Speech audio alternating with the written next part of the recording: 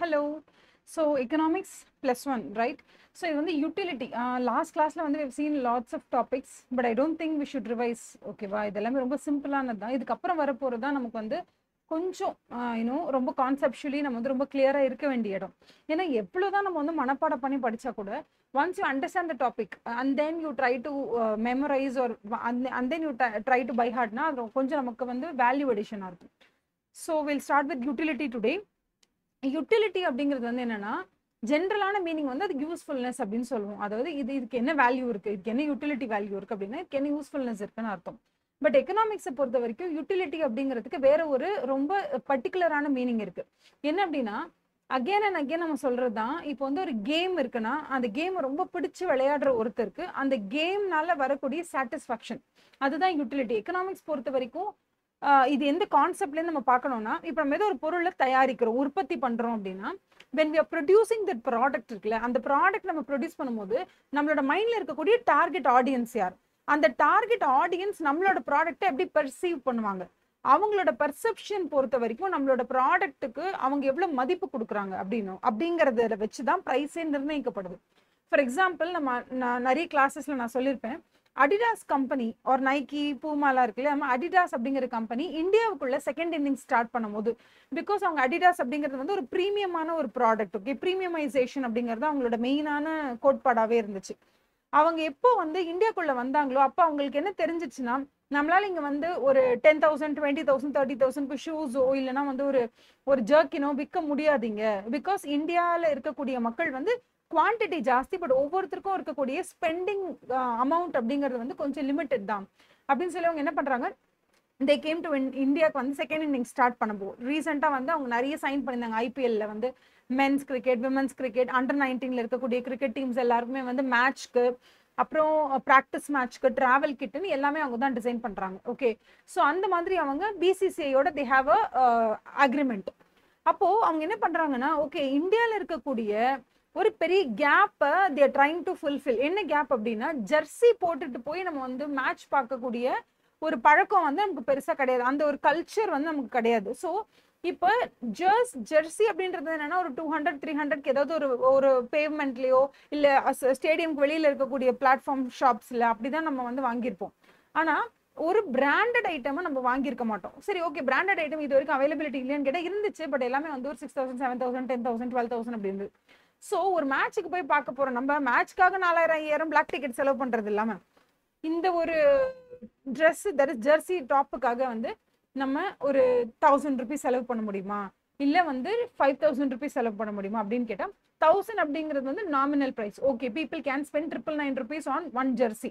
இப்போ என்ன பண்றாங்கன்னா, இந்த யூட்டிலிட்டின்னு சொல்லும் பொழுது இந்த ஒரு கம்பெனியோட ஸ்டோரி நம்ம எதுக்காக சொல்ல ட்ரை பண்றோம், யூட்டிலிட்டிங்கிறதுக்கு நீங்க ஒரு 10 பேராகிராஃப் படிச்சு எக்ஸாம்ல எழுதி பாஸ் பண்றதோட அது நிறுத்திடுறது கிடையாது.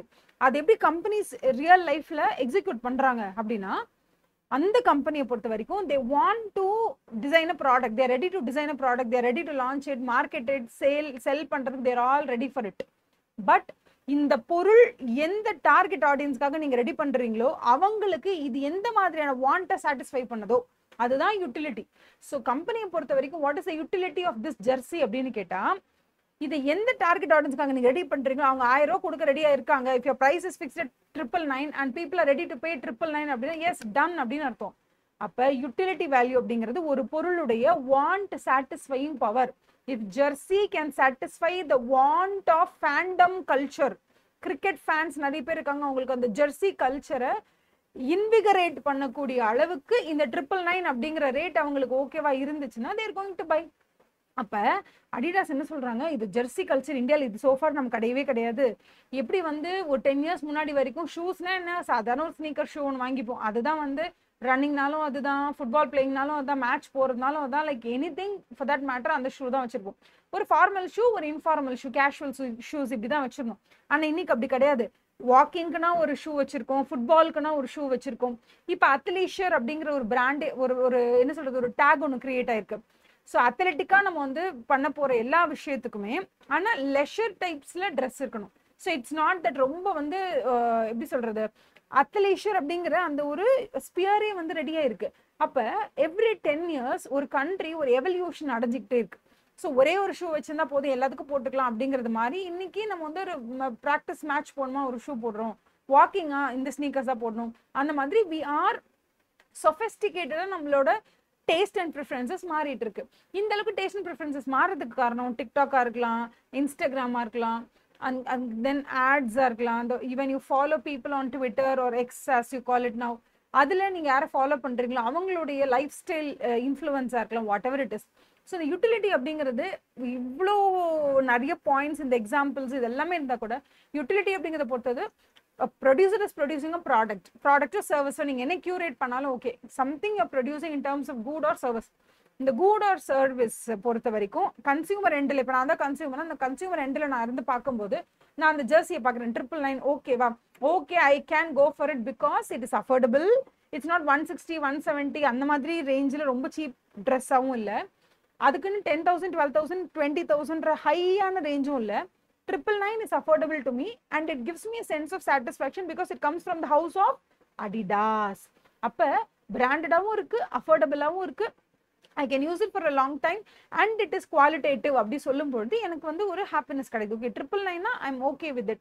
ஏன் 999 ஓகேன்னு சொல்றேன்? because the happiness that the product gives me is equated to the money value.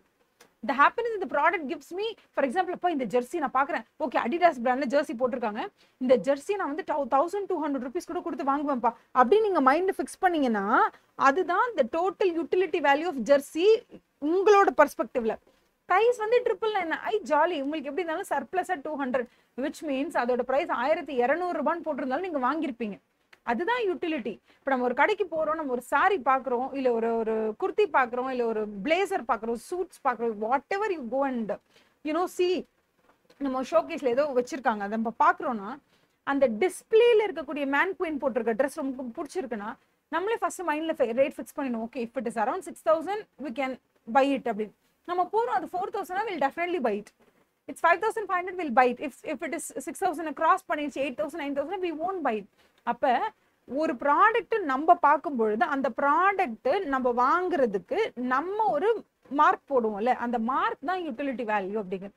எல்லா நேரத்துலயும் இந்த யூட்டிலிட்டி வேல்யூவை பணத்தோட மதிப்பிட முடியுமான்னு கேட்டா ரொம்ப கஷ்டம் தான். பட் ஸ்டில் ரொம்ப easiest way of explaining things, ரொம்ப easiest way of understanding things அப்படிங்கிறது வந்து இந்த utility value that every product has. ஒரு product for example you have people addicted to certain, இப்போ ட்ரக்னு வச்சுக்கோங்களேன், ட்ரக்ஸ் இந்த சென்ஸ், இப்போ for example a person is affected by some rheumatoid arthritis அப்படி சொன்னா அவங்களுக்கு ஏதோ ஒரு மெடிசன் இருக்கும்ல, அந்த மெடிசன் அவங்களுக்கு கொடுக்குற யூட்டிலிட்டி எனக்கு கொடுக்காது because I am not suffering from the disease. Okay அதே மாதிரி இப்போ என்னை பொறுத்த வரைக்கும் I am addicted to coffee அப்படின்னா, இப்போ எனக்கு coffee for example 1 cup of coffee I can give up to normal ரேஞ்சில் நார்மல் டேஸ்ட் அந்த மாதிரி நார்மல் ஷாப்பாக இருந்துச்சுன்னா not beyond 60 I am ready to pay. அந்த maximum value that I'm ready to பேங்கிறது 60 தானே. அதுதான் the one satisfaction power of one coffee to me. But there is another person who is completely teetotaler.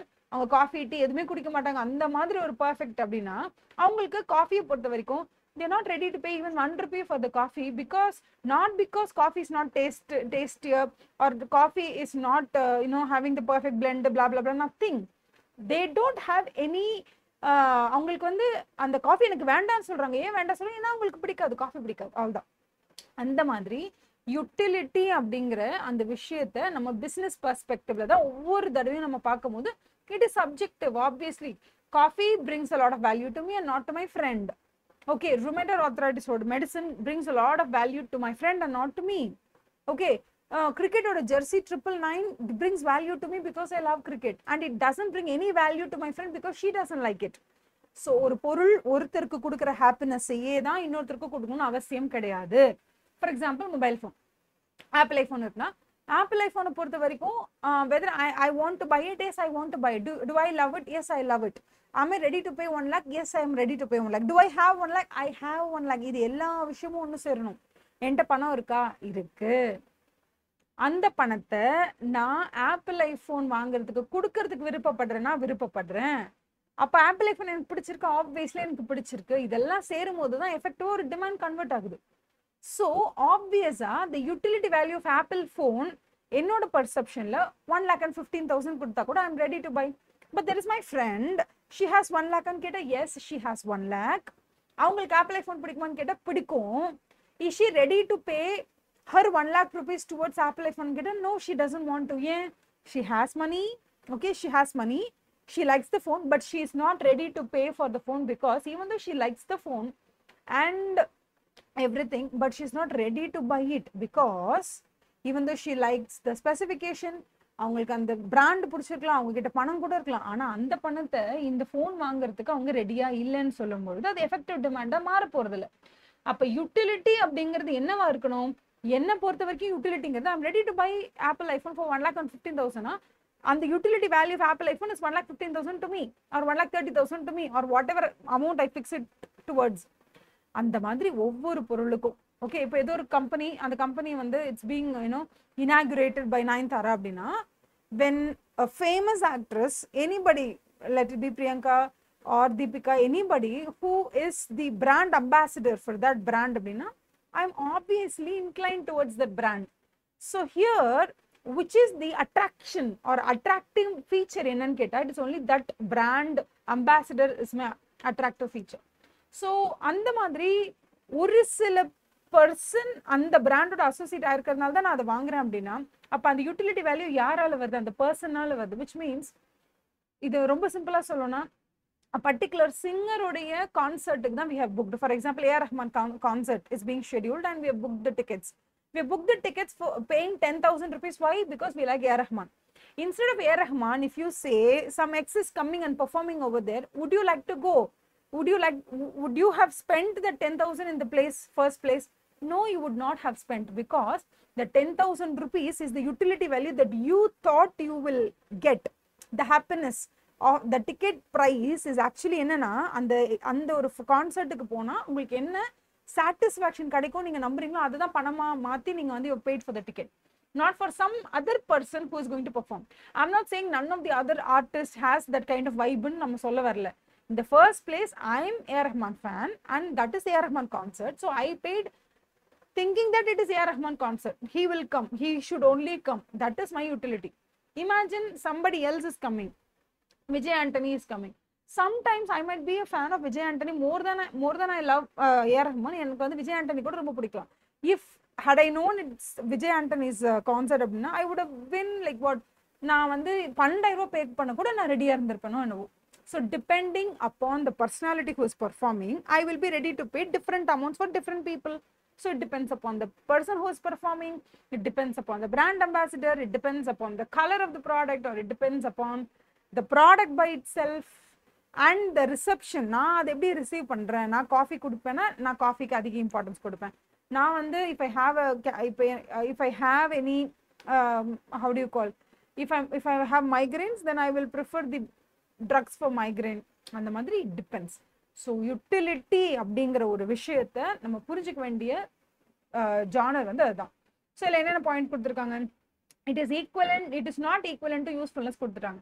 Why is it not equivalent to usefulness அப்படின்னா, coffee, is it useful? Of course it's useful for me when I have my migraine or when I have my headache. Okay, coffee இருந்தா I'm fine, I'm okay, it's very useful to me. But do you think a person who doesn't drink coffee, to her will coffee make sense? ஏதாவது usefulness இருக்கா உங்களுக்கு? Usefulness கிடையாதுல்ல.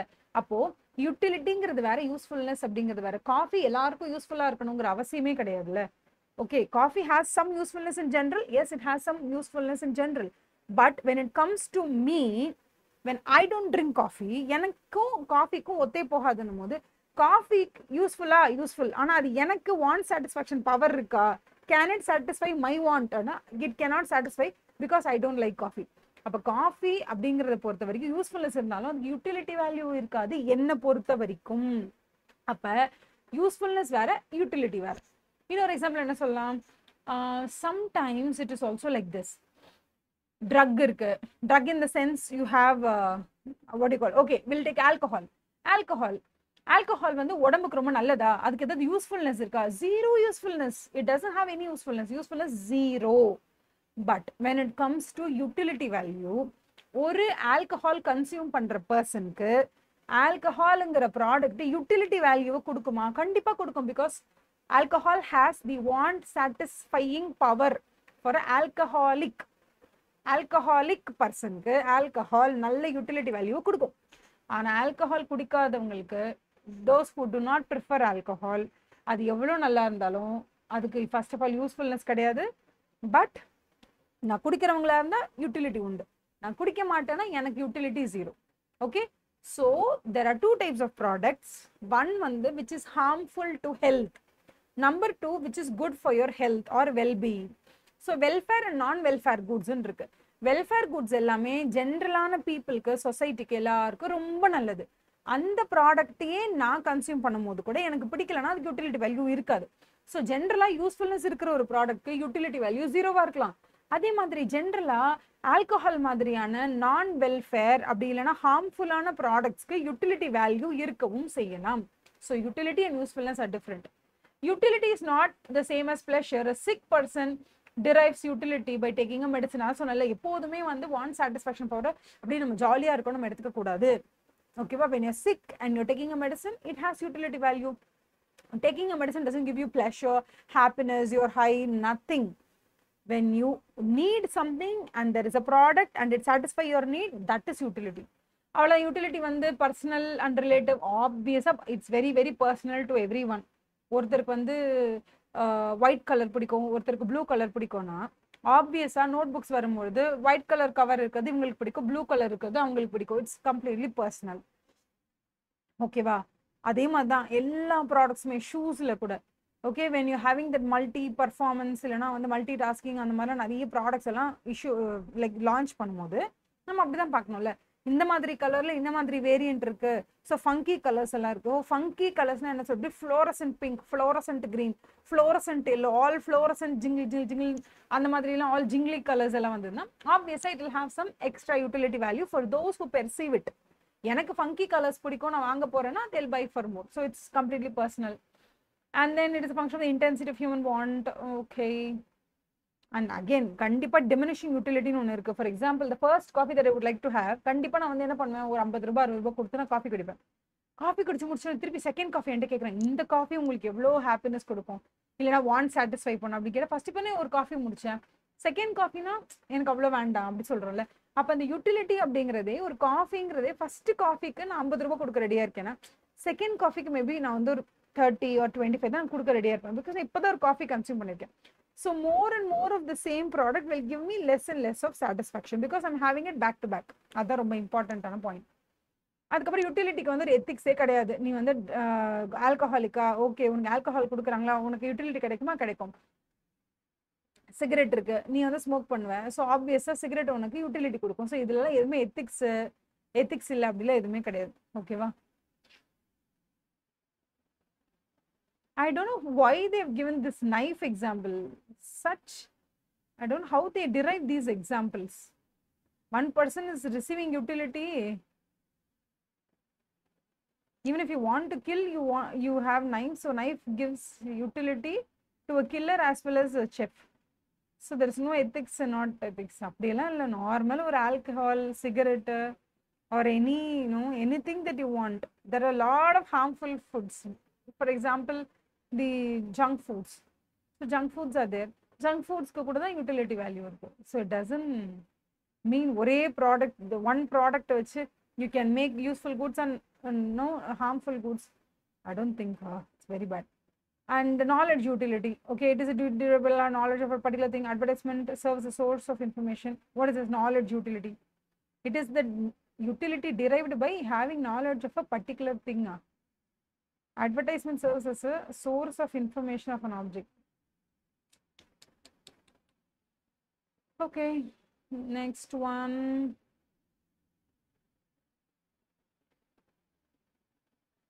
இது வந்து என்ன, they trying to tell you like news பேப்பரே இருக்குன்னு வச்சுக்கோங்களேன். எனக்கு நிறைய நியூஸ் படிக்கணும்னு ஆசை இருக்குன்னா தான் அது நாலேஜ் யூட்டிலிட்டி கூட எனக்கு கொடுக்கும். If I'm a person who doesn't want to learn new things as much as என்னோட புக்கில் இருக்கிறதே எனக்கு ரொம்ப ஹெவியாக இருக்குது, இதெல்லாம் நான் எதுக்கு படிக்கணும் அப்படின்னா they won't even find happiness in listening to news or reading a news article.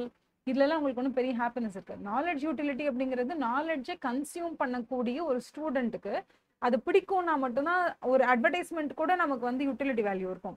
இல்லைனா it won't serve utility value because you don't like knowledge. நாலேஜின்னு கூட இல்லை, ஒரு இன்ஃபர்மேஷன், ஒரு நியூ இன்ஃபர்மேஷன் வருது, எனக்கு அது பிடிக்காது, I don't want to listen டுனா, it won't give you any utility value at all. Okay, so next வந்து டைப்ஸ் ஆஃப் யூட்டிலிட்டி. யூட்டிலிட்டியை பொறுத்த வரைக்கும் என்னன்னா எனக்கு என்னன்னா நம்ம படிக்கும்போது ஒரு ஸ்டூடெண்ட்டாக நம்ம படிக்கும்போது என்ன ஆகும்னா நம்ம எல்லாத்தையுமே ஒரு தியரிட்டிக்கலாக ஒரு பேராகிராஃபாக அப்படியே ஒரு மாதிரி நம்மளுக்கு வந்து அதை அப்படியே ஷெடியூல் பண்ணி கொடுக்குற மாதிரி இருக்கு. பட் ரியாலிட்டி நம்ம இதை விட்டுட்டு வெளியில் வரும்பொழுது ஹவு பிஸ்னஸஸ் ஆர் ஃபங்க்ஷனிங், எப்படி இந்த விஷயத்தை வந்து ரியல் லைஃப்ல அப்ளை பண்றாங்கன்னு பார்க்கும்போது அப்படியே கம்ப்ளீட்டா 360 டிகிரி டர்ன் ஆயிடுது எல்லா கான்செப்ட்ஸுமே. So utility as I told you it's very simple. Any product, good, service எதுனாலும் பரவாயில்ல, ஓகேவா, எந்த இது வேணாலும் பரவாயில்ல, அதை ப்ரொடியூஸ் பண்றவங்க இந்த கான்செப்டை நல்லா புரிஞ்சுக்கும். நம்ம டார்கெட் ஆடியன்ஸ் யாரு, நம்ம டார்கெட் ஆடியன்ஸ்க்கு நம்ம கிரியேட் பண்ணியிருக்கிற அந்த பொருள் எந்த அளவுக்கு பிடிக்குமோ அந்த ரேஞ்ச்க்கு நீங்க வைக்கலாம். if they like it so much you can sell it for 10,000 and they really want to pay for it, it's good. சில நேரத்தில் நம்ம ப்ரிப்பேர் பண்ணுறது 4,999 rupeesக்கு ஒரு ஜெர்சியை டிசைன் பண்ணியிருக்காங்க. ஆனால் people don't want to pay more then 1,000 rupees அப்படின்னா you are அ flop. அப்போ utility அப்படிங்கிறது ப்ரொடியூசர் ரொம்ப ரொம்ப ரொம்ப ரொம்ப ஸ்ட்ராங்காக மைண்டில் வச்சுக்கணும். அதே மாதிரி ஃபார்ம் யூட்டிலிட்டி, ஏன்னா டிஃப்ரெண்ட் டைப்ஸ் ஆஃப் யூட்டிலிட்டி கொடுக்குறோம். ஃபார்ம் யூட்டிலிட்டி அப்படின்னு சொல்லும் பொழுது ரொம்ப சிம்பிள். யூரோப்பில் ஐக்கியான்னு ஒரு கம்பெனி இருந்தது. அவங்க என்ன பண்ணாங்கன்னா அங்கே எல்லா ஃபர்னிச்சரையுமே வந்து ஒரு 100 காம்பனண்ட்டாக தனித்தனியாக இருக்கும்.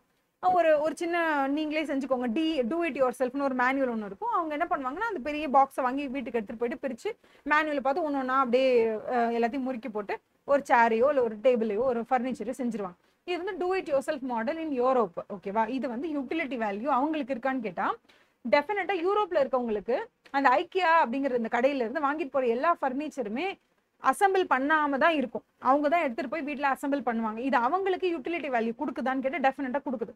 ஏன்னா யூரோப்பில் வேலையாட்களுக்கு கூலி ரொம்ப ஜாஸ்தி. ஒரு பிளம்பிங்கையோ இல்லை ஒரு கார்பெண்டரையோ இல்லை ஒரு எலக்ட்ரிஷியனோ நீங்கள் வீட்டுக்கு கூப்பிட்டீங்க அப்படின்னு சொன்னால் ஏதோ ஒரு சின்ன வேலை கூப்பிட்டா கூட உங்களுக்கு வந்து பயங்கர காஸ்ட்லி. அவங்களுக்கு கொடுக்க வேண்டிய வேஜஸ் வந்து ரொம்ப ஜாஸ்தி. அதில் அங்கே இருக்கவங்க பேசிக்கான பிளம்பிங்கு, கார்பென்ட்ரி, பெயிண்டிங்கு, வால் பேஸ்டிங், லைக் அந்த வால் டைல்ஸ் எல்லாம் பேஸ்ட் பண்ணுறது, இது இந்த மாதிரியான பேசிக்கான லைஃப் ஸ்கில்ஸ்ன்னு சொல்லுவாங்கல்ல, அது மாதிரி எல்லாமே யூரோப்பில் இருக்க எல்லாருக்குமே கொஞ்சம் கொஞ்சம் அது எல்லாருக்கும் தெரியும். ஸோ ஐக்கியா மாதிரி பெரிய ஷோரூம்ஸ்க்கு வரும்போது அங்கே ஒரு பெரிய பெட்டோ இல்லைனா வந்து ஃபர்னிச்சரோ இல்லை ஒரு பெரிய டேபிள், ஒரு ட்ரெஸ்ஸிங் டேபிள், ஒரு டைனிங் டேபிள் இதெல்லாம் பெருசாக வாங்கிட்டு அவங்க வீட்டுக்கு எடுத்துகிட்டு போக முடியாது. ஏன் எடுத்துகிட்டு போக முடியாது? ஏன்னா எல்லாரும் காரில் தான் வருவாங்க கடைக்கு. வீட்டுக்கு போகும்போது திருப்பி இதுக்கு ஒரு வேனை ஒன்று புக் பண்ணியோ இல்லை ஒரு கார்கோ ஒன்று புக் பண்ணி இங்கேருந்து போட்டு எடுத்துகிட்டு போனால் டபுள் செலவு. அதுக்கு மேலே அவங்க என்ன பண்ணுவாங்கன்னா நேராக ஐக்கியாவுக்கு வருவாங்க. ஷோகேஸில் வந்து ஒரு ப்ராடக்ட்டை அசம்பிள் பண்ணாமல் டப்பாவோ ஒரு குடோனில் கீழே வச்சிருப்பாங்க. ஒரு பெரிய ஐல் ஒன்று இருக்கும், அதில் ஃபுல்லாக வச்சிருப்பாங்க. பெருசாக ஷோகேஸ் இருக்கும். ஷோகேஸ் பீஸில் இதெல்லாம் அசம்பிள் பண்ணால் எப்படி இருக்கும்ன்றது அங்கே அசம்பிள் பண்ணி வச்சிருப்பாங்க. நம்ம போய் பார்த்துட்டு இந்த ப்ராடக்ட் பிடிச்சிருக்கு, இதோட கோடு 361 அப்படின்னு சொன்னால் நம்ம கீழே குடோனில் போய் 361 பீஸ் வேணும்னு கேட்டால் அங்கே பில் போட்டு தந்துடுவாங்க. ஒரு சின்ன டப்பாக்குள்ளே எல்லாம் வச்சிருப்பாங்க. வீட்டுக்கு போனோம், போயிட்டு எல்லாத்தையும் அசம்பிள் பண்ணிட்டு அழகாக நமக்கு ஒரு சேர் கிடைச்சிடும். இது யூரோப்ல இருக்கிறவங்களுக்கு இது யூட்டிலிட்டி வேல்யூ கொடுத்ததா அப்படிங்கிற கண்டிப்பா கொடுத்தது. ஏன்னா அவங்க கார் வச்சிருந்தாங்க, அந்த டப்பாவத்துக்கு கார்ல போட்டு போயிடுவாங்க, வீட்டுக்கு போய் அசம்பிள் பண்ண தெரியும் அவங்களுக்கு, பண்ணாங்க. இந்த ரெண்டு விஷயம் ரொம்ப முக்கியம். யூரோப்ல இருக்கக்கூடிய மக்களுடைய மனநிலைமை அப்படி இல்லைன்னா அவங்களோட மைண்ட் செட் எப்படி இருந்ததுன்னா அவங்களால தனியா டிரான்ஸ்போர்ட்டுக்கு பணம் கொடுக்க முடியாது. பிகாஸ் அங்க ஒரு வீட்டுல 4 பேர் இருக்காங்க, 4 கார் இருக்கும். எல்லார் வீட்லயுமே ஒருத்தருக்கு ஒரு கார். அந்த ரேஞ்சில் அந்த ப்ரொபோர்ஷன்ல கார் வீட்டுல இருக்கும். யார் வெளில போனாலும் கார் தான் எடுத்துட்டு போறாங்க. அப்ப கார் வெளில எடுத்துட்டு போகும்பொழுது வாங்கக்கூடிய அந்த 361 கோட் நம்பரை நீங்க அசம்பிள் பண்ணாம இருந்தீங்கன்னா எல்லாம் 4 கட்ட வரிசை இருக்க போகுது. அதை எடுத்து வண்டி பின்னாடி போட்டு எடுத்து வீட்டுக்கு எடுத்துட்டு வந்துட்டு போறாங்க. அதை விட்டுட்டு நாங்க கார்ல போயிட்டு ரிட்டர்ன் வரும்போது நான் அதுக்கும் ஒரு கார்கோ புக் பண்ணணும், எல்லாம் எல்லாமே அசம்பிள்டு ரேஞ்சில தான் இருக்குன்னா வீட்டுக்கு எடுத்துட்டு வர டிரான்ஸ்போர்டேஷன் காஸ்ட் அதிகம். பிளஸ் இன்னொரு ப்ராப்ளம் என்ன கேட்டுக்கோ, இதுல இன்னொரு ப்ராப்ளம் என்னன்னா அவங்க வீட்டுக்கு எடுத்துட்டு வராங்க அப்படின்னா அவங்களுக்கே வந்து அசம்பிள் பண்ண தெரியும்ல, அப்புறம் எதுக்கு அவங்க அசம்பிள் பண்ண ஒரு ப்ராடக்ட்டை வாங்கிட்டு வரணும்? இது ஒரு ப்ராப்ளம். இப்ப யூரோப்ல இருக்கக்கூடிய மக்களுக்கு அன்அசம்பிள்டு, ஓகேவா, which can be brought to home with கார்லயே அதை வந்து நம்மளால ஃபிட் பண்ணி எடுத்துட்டு வர முடியும்னு சொல்றது அவங்களுக்கு ரொம்ப யூட்டிலிட்டி வேல்யூ இருக்கு. பிகாஸ் அவங்க ரெண்டு சேவ் பண்றாங்க. ஒன்னு டிரான்ஸ்போர்டேஷன்ல சேவ் பண்றாங்க, அவங்க கார்ல வராங்க கார்ல போறாங்க, அதுலயே முடிஞ்சிருது செலவு. ரெண்டாவது அவங்களுக்கு அசம்பிளிங் காஸ்டே கிடையாது, பிகாஸ் அவங்களுக்கே அசம்பிள் பண்ண தெரியும். இது ரெண்டும் அவங்களுக்கு ஓகேவா. இப்ப ஐக்கியாங்கிற கம்பெனி இந்தியாவுக்கு வருதுன்னு வச்சுப்போம். ஃபார்ம் யூட்டிலிட்டிக்காக நான் இதை சொல்றேன். ஃபார்ம் அப்படிங்கிறது அன்அசம்பிள்டா இருக்கக்கூடிய ஐக்கியால இருக்கக்கூடிய ஒரு ப்ராடக்ட்டுக்கு யூட்டிலிட்டி வேல்யூ யூரோப்ல ஜாஸ்தி. ஏன்னா அவங்களுக்கு டிரான்ஸ்போர்டேஷனும் கார்ல வச்சு எடுத்துட்டு வந்துடலாம், ரெண்டாவது அசம்பிளும் பண்ண தெரியும். இந்தியாவில் இருக்கிறவங்களுக்கு கார் கிடையாது, மெஜாரிட்டி கார் கிடையாது.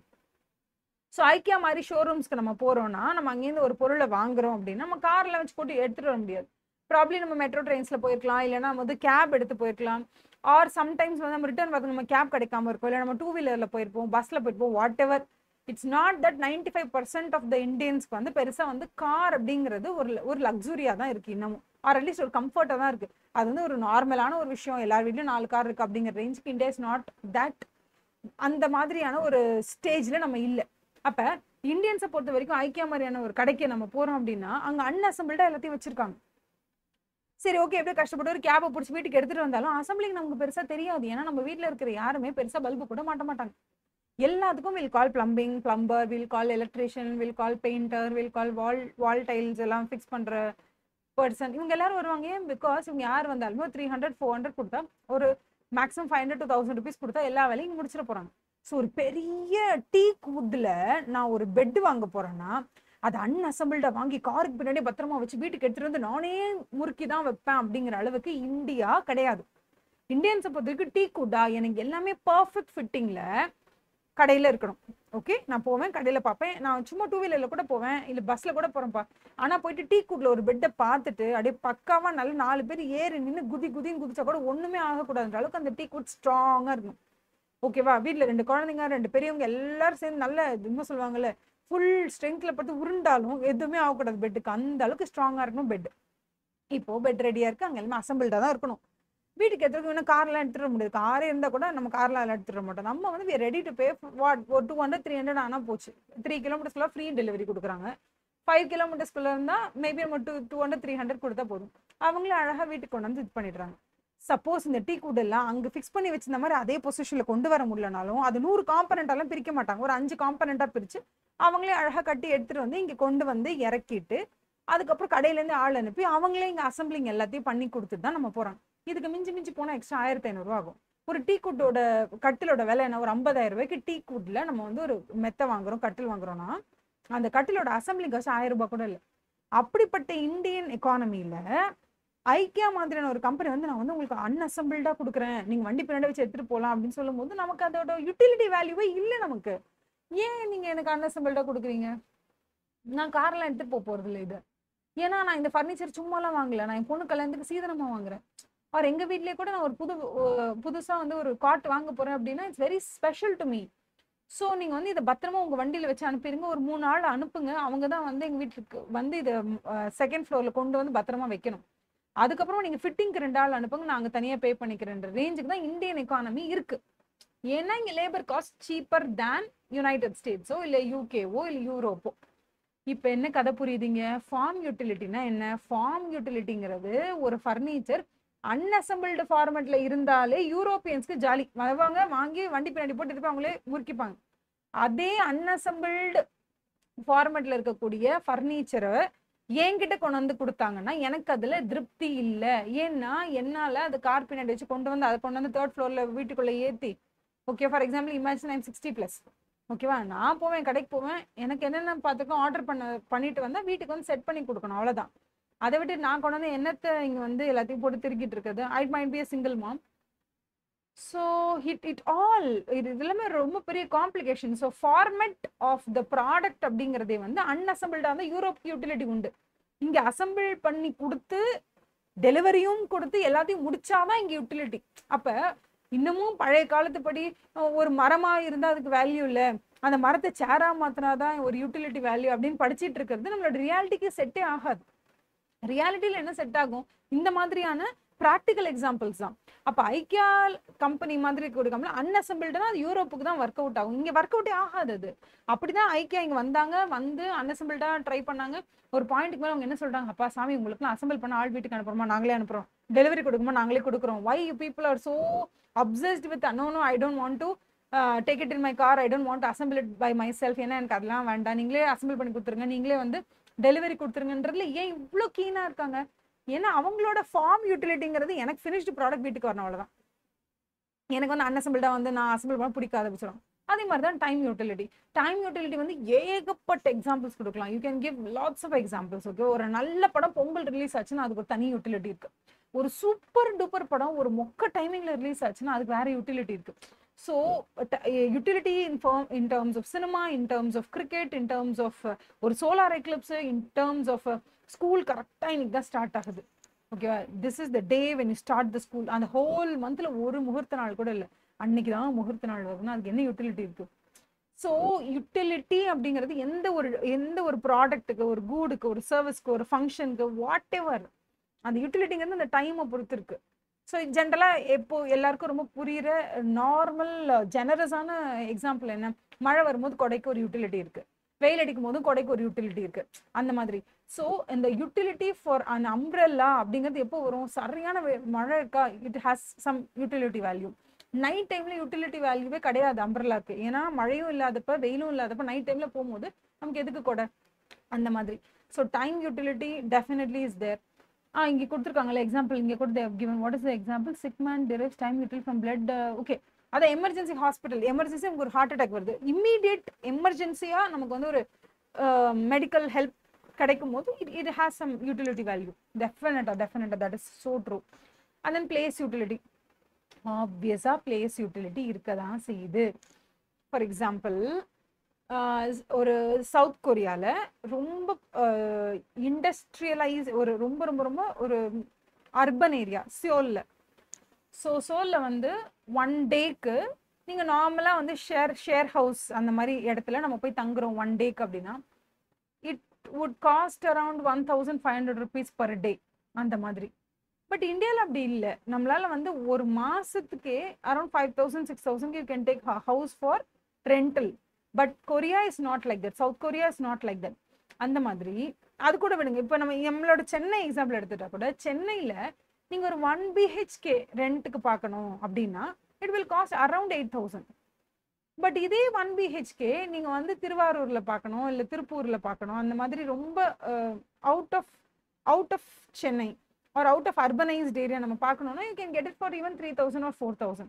So depending on the place அந்த யூட்டிலிட்டி மாறிட்டே இருக்கு. 1 BHK இங்க இருந்த ஒரு வேல்யூ, அங்க இருந்த ஒரு வேல்யூ, அந்த மாதிரி.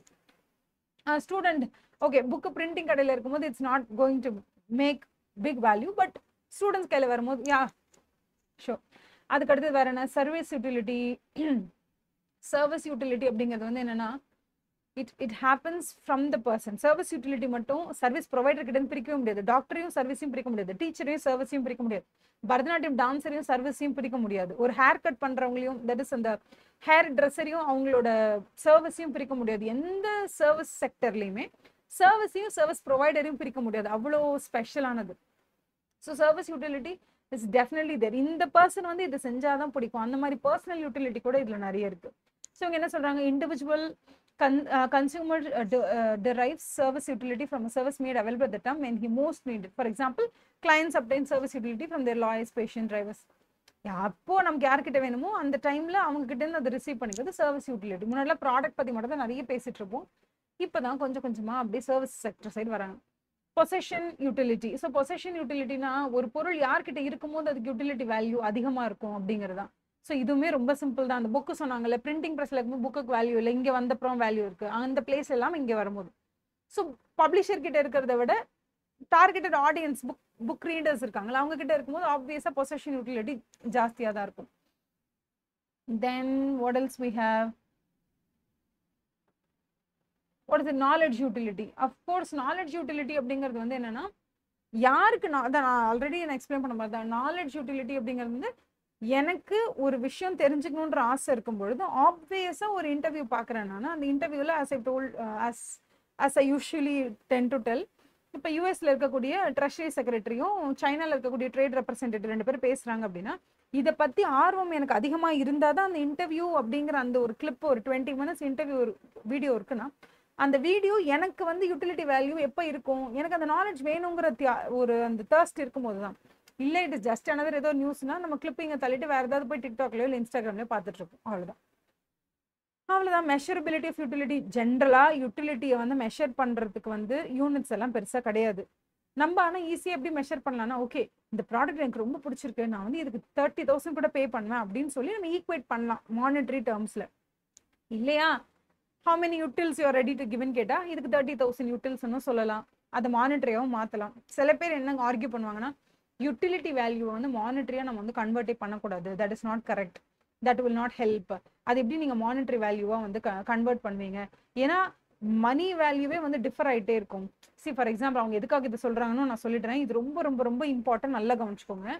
யூட்டிலிட்டி வேல்யூ வந்து பணத்தின் அளவில் மதிப்பிடவே கூடாது அப்படின்னு சொல்றாங்க. ஏன்னு நான் உங்களுக்கு வந்து பர்ஃபெக்டா ஒரு எக்ஸாம்பிள் சொல்றேன், நல்லா புரிஞ்சுக்கோங்க. எனக்கு இன்னைக்கு தான் சேலரி கிரெடிட் ஆகுதுன்னு வச்சுக்கோங்களேன். இதுதான் January 1, இன்னைக்கு தான் எனக்கு சேலரி கிரெடிட் ஆகுது, என்னோட அக்கௌண்ட்ல 1.5 லட்சம் ரூபாய் பணம் இருக்கு. இன்னைக்கு யாராவது என்கிட்ட வந்து ஒரு பர்டிகுலரா நான் வந்து எனக்கு ரொம்ப சாரி பிடிக்கும் அப்படின்னு வச்சுக்கலாம், என்கிட்ட ஒரு காஞ்சிபுரம் சாரி காமிக்கிறாங்க. அந்த சாரி காமிக்கும் போது எனக்கு அந்த கலர் ரொம்ப பிடிச்சிருக்கு, பேட்டர்ன் பிடிச்சிருக்கு, every thing I love so much. அதோட குவாலிட்டி எனக்கு தெரியுது, சூப்பர் குவாலிட்டி எல்லாமே தெரியுது. நான் சொல்றேன் ஐ am ready to give 50,000 rupees கூட கொடுத்து நான் வாங்கிக்க ரெடியா இருக்கேன் நான் சொல்றேன். இதை நான் சொல்ற தேதி January 1st, பிகாஸ் அந்த டைம்ல that day I have 1.5 lakhs in my account. அப்படிங்கறதுனால பெருசா எனக்கு ஒன்றும் எக்ஸ்பெக்டட் செலவுகள்லாம் ஒன்றும் பெருசா இல்லை. I can finish my all other expenses within 40,000 அப்படின்னு சொல்லும் போது என்னால் 50,000 rupees இந்த சாரிக்கு கொடுக்கறதுக்கு எனக்கு மனசு வருது, நான் கொடுக்கவும் செய்வேன். ஆன் January 1st நான் அந்த சாரியை வாங்கியிருந்தேன், 50,000 கொடுக்க ரெடியா இருந்திருப்பேன்.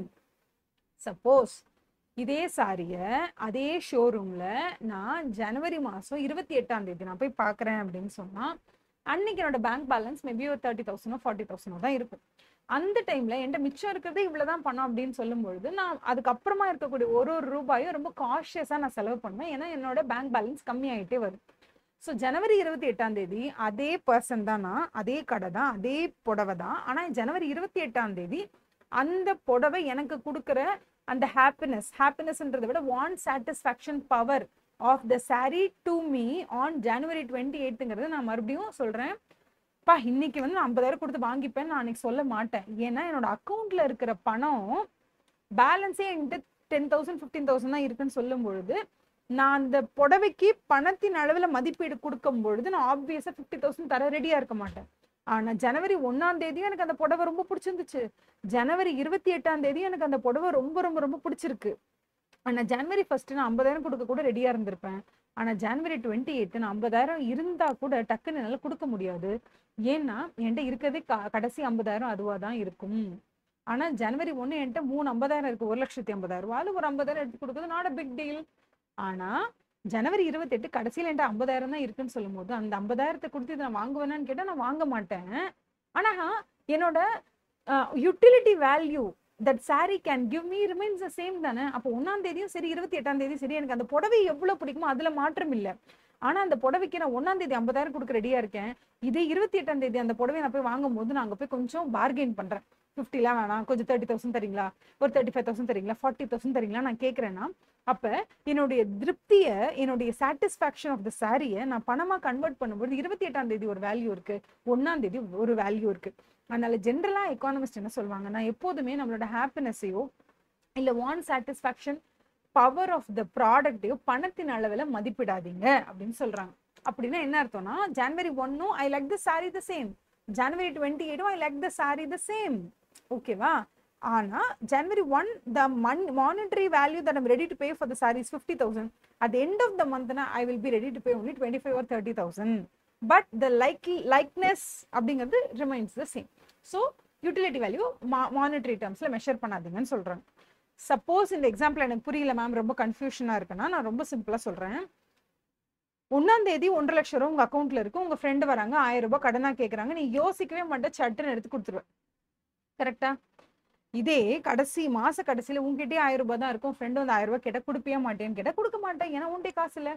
இப்போ the value of friendship on day 1 and day end, okay, day 1 and day 30 remains the same. உன் ஃப்ரெண்டு தான், உன்னோட சைல்ட்ஹுட் ஃப்ரெண்டு தான். day 1 வந்து அவன் கேட்டா நீ வந்து 1000 ரூபாய் அப்படி அசால்ட்டா தூக்கி கொடுத்துருப்ப, திருப்பி மறந்து கூட போயிருப்பீங்க கொடுத்ததை கேட்காம. பட் day 30 அவன் வந்து கேட்கும் போது டே என்கிட்டயே 1000 ரூபாய் தான் இருக்குன்னு சொல்லி நம்மளால அவங்களுக்கு கொடுக்க முடியாது. So value of friendship on day 1 day 30 remains the same. But on day 1 you were able to give 1,000 rupees without second thought. But on day 30 you were not able to give, and that is the place of, how do you call, ador chinna disruption, where people have come to say that please don't measure the utility in terms of money அப்படினு சொல்றாங்க. ஓகேவா? இல்ல என்ன சொல்லிருக்காங்க, util measurement states can be measured. Okay, Marshall said the utility can be measured indirectly using the measuring rod of money. அத நான் சொல்லல. Marshal okay சொல்வார், அதுக்கப்புறம் வந்தவர் வேணாம்பாரு. எதுக்காக வேணாம்பாங்கன்னா இதுதான். What else? Yeah, of course, price and the price is the rate at which any product of good illana service can be bought or sold at the market. Market என்ன வேற traders meet, sellers and buyers meet, அதுதான் market. இப்போ market அப்படிங்கிறத நான் சொன்ன மாதிரி Blinkit, you're just buying a headset. Under 10 minutes, it's being delivered to your home. You're buying some groceries. Zepto is delivering within 8 minutes. So, this is a market. Where buyers and sellers meet? Nobody's meeting. Only delivery boy and consumer are meeting. Sometimes consumer don't even meet the delivery boy. Delivery boy will come and do the contactless delivery. He will just place all the delivery things ordered and then he will move on. He pay prepaid payment. That's all. Nobody is meeting anybody. யாரையும் பார்க்கல. We just placing order. எங்க place பண்றோம் order? Electronic platform. அந்த electronic platform that is அந்த networking platform. That is e-platform. அதுதான். அந்த e-commerce அப்படிங்கிறது இப்போ குவிக் காமர்ஸாக மாறிடுச்சு. முன்னாடி ஆர்டர் பண்ணால் 3 days 4 days 5 days, மீஷோனா ஒரு 5 days ஆகும், மிந்த்ரானா ஒரு 3-4 days ஆகும், அமேசானா ஒரு 2 நாள் ஆர் மினிமம் 1 day. இப்போ அமேசான் ஃப்ரெஷ்னா ஒரு 5 மணி நேரம் ஆகும். இப்போ குவிக் காமர்ஸ்ன்னு சொல்லும் போது ஒரு ப்ராடக்ட் ஆர்டர் பண்ணால் வித்தின் 10 minutes ஆகும். ஸோ நேரடியாக மார்க்கெட் போயிட்டு இருந்த காலங்கள் போக இப்போ every thing is happening on the network. So இதுதான் மார்க்கெட். காஸ்ட் ஆப்வியஸாக ஒன்றுமே இல்லை. இப்போ நான் வந்து ஒரு சூப்பரான ஒரு ஆரி ஒர்க் பண்ணுறேன். ஓகே, ஒரு ப்ளவுஸ் வந்து ஒரு ஜஸ்ட் ஒரு ஒரு குழந்தைக்கு டிசைன் பண்ணுறதுக்காக, ஒரு கவுன், பெரிய கவுன் டிசைன் பண்ணுறதுக்காக ஒரு 6 meters கிளாத் வாங்கிட்டு வந்திருக்கேன். கிளாத் இஸ் அரௌண்ட் ஒரு ஹவுடி கால் ஒரு 1000 rupeesன்னு வச்சுக்கோங்க. அதில் நான் I'm just working, aari work வச்சு ஐம் ஜஸ்ட் டூயிங். ஸோ நான் பண்ணல, I'm just assisting, I'm just appointing a person to do all the aari work. அவளுக்கு நான் 2000 பே பண்ணுறேன். For the person who does the ari work for the gown, periya gown, 2000 I pay for her. All the expenditures put together, okay, vanga electricity bill kattanda adu idu, all these expenditures put together, it is coming around 7500. Now the display la vechittu alaha 12000 na podrena, 12000 rupees அப்படிங்கிறது sales value. Okay, at actual cost inga ஒரு 7000 அப்படினா அந்த 7000 தான் cost. இப்போ என்னன்னா 7000 க்கும் அந்த 12500 க்கும் இருக்கிற கேப் தான் ப்ராஃபிட். இது எல்லாருக்குமே தெரியும். But still we are supposed to revenue அதே தான். total revenue is equal to price into quantity. ஒரே ஒரு quantity வித்தா 12500. இதே மாதிரி ஒரு 10 products வித்தோம்னா that price into how many quantities அவ்வளவுதான். And then we have equilibrium, and you should be very very happy for this kind of study material for your +1. The quality has been upgraded so much. The only gap that we have in 11th standard economics என்ன தெரியுமா? Content வந்து சூப்பராக இருக்குது, study மெட்டீரியல்லாம் சூப்பராக update பண்ணிட்டாங்க. ஆனால் ஸ்டூடெண்ட்ஸ்க்கு இந்த ஸ்டடி மெட்டீரியலில் இருக்கக்கூடிய கண்டென்ட்டை ப்ராப்பராக கிளாரிட்டியோட கொண்டு போய் சேர்க்கக்கூடிய டேலண்ட் பூல் தான் இங்கே கொஞ்சம் கம்மியாக இருக்கும் அப்படிங்கிற மாதிரி. இல்லைனா இதெல்லாமே என்ன பண்ணுவோம், நம்ம ஈஸியாக மனப்பாடம் பண்ணிட்டு அப்படியே எழுதிட்டு போயிடுவோம்ல. ஒரு பேராகிராஃப்க்கு பின்னாடி ஒரு கதை இருக்குது. அதை நிதானமாக உட்காந்து டே 1ல இருந்தே ஜஸ்ட் பிகாஸ் வி ஹாவ் ஒரு பப்ளிக் எக்ஸாம் இருக்குது அதுக்காக படிக்கணும், ஐயோ +2 படிக்கணும் அப்படியெல்லாம் படிக்காமல் நம்ம கற்றுக்கணும் அப்படிங்கிற மோட்டிவில் படிக்கும் போது டெஃபினட்டாக it becomes more enjoyable, more eye opening. ஓ இதெல்லாம் இருக்குல்ல, ஓ இதெல்லாம் லைக் அந்த வா ஃபேக்டர் இருக்குல்ல, ஓ இதுதான் அதுவா, அந்த ஒரு வா ஃபேக்டர் லேர்னிங்கில் எல்லா நாளுமே நடந்துக்கிட்டே இருக்கும். யூ கேன் நாட், நம்ம யார்கிட்டையுமே அந்த எக்ஸ்பெக்டேஷன் வைக்க முடியாது. உங்கள் ஃப்ரெண்ட்ஸாக இருக்கலாம், ரிலேட்டிவ்ஸாக இருக்கலாம், உங்கள் ஸ்பௌஸாக இருக்கலாம், பேரண்டாக இருக்கலாம், யார்கிட்ட வேணாலும் you can't expect them to Impress you every day. But with learning you can bet that when you learn every day, obviously the knowledge will impress you every day. நிறைய impressions கொடுத்துட்டே இருக்கும். It gives you lots of wow factor. And the wow factor நமக்கு பிடிச்சி போச்சுன்னா will keep learning. So the learning வந்து is very very important. Even though இன்னைக்கு வந்து நம்ம கவர் பண்ணது கொஞ்சம் it's utility ஃபுல்லாக கவர் பண்ணியிருக்கோம், ப்ரைஸ், மார்க்கெட் அண்ட் ரெவென்யூ தான் கவர் பண்ணியிருக்கோம். We have a long way to go in this chapter itself. I'll definitely meet you in the next class. Or probably even today I'll record you another session. But உங்களுக்கு என்ன doubts இருந்தாலும் please do ask in the comment section. I'll explain it to you, and you can contact me at priyag.econ@gmail.com. அதுலயும் உங்களுக்கு எதாவது doubts இருந்தா please do share with me. I will help you clear out the doubts. Okay, thank you so much. It's KP. Bye.